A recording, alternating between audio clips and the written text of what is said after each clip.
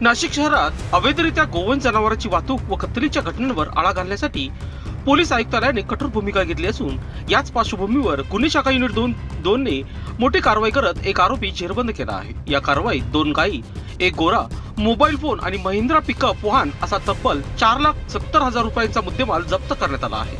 Nashik police आयुक्त Sandeep Karnik, police उपआयुक्त किरण कुमार चव्हाण आणि सहाय्यक पोलीस आयुक्त संदीप पिटके यांच्या मार्गदर्शनाखाली गुन्हे शाखा युनिट 2 ला शहरात सुरू असलेल्या अवैध गोवंश वाहतुकीवर कारवाई करण्याच्या सूचना देण्यात आल्या।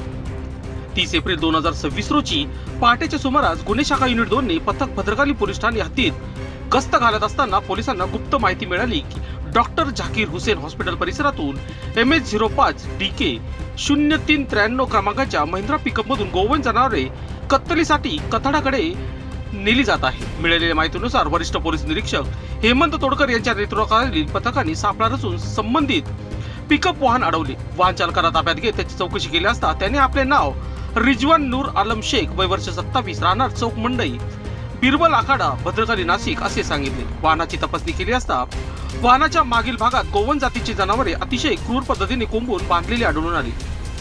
जनावरांना हालचालही करता येत नव्हती। पोलिसांनी तात्काळ पंचनामा करून 2 गायी, एक गोरा, मोबाईल फोन आणि महिंद्रा पिकअप वाहन असा एकूण 4,70,000 रुपयांचा मुद्देमाल जप्त केला आहे। या प्रकरणी भद्रकाली पोलीस ठाण्यात महाराष्ट्र प्राणी संरक्षण कायदा 1995 अंतर्गत कलम 5A, 5B, 9 तसेच प्राण्यांवरील क्रूरतेस प्रतिबंधक अधिनियम 1960 आणि मोटरसायकल वाहन कायद्याने गुन्हा दाखल करण्यात आला आहे। आरोपीस पुढील कारवाईसाठी भद्रकाली पोलिसांच्या ताब्यात देण्यात आले आहे।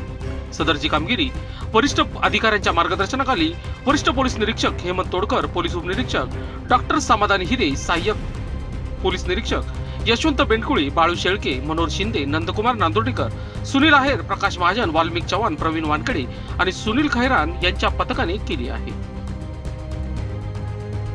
लोकशास्त्र न्यूज साठी बंटी आडाव, नाशिक।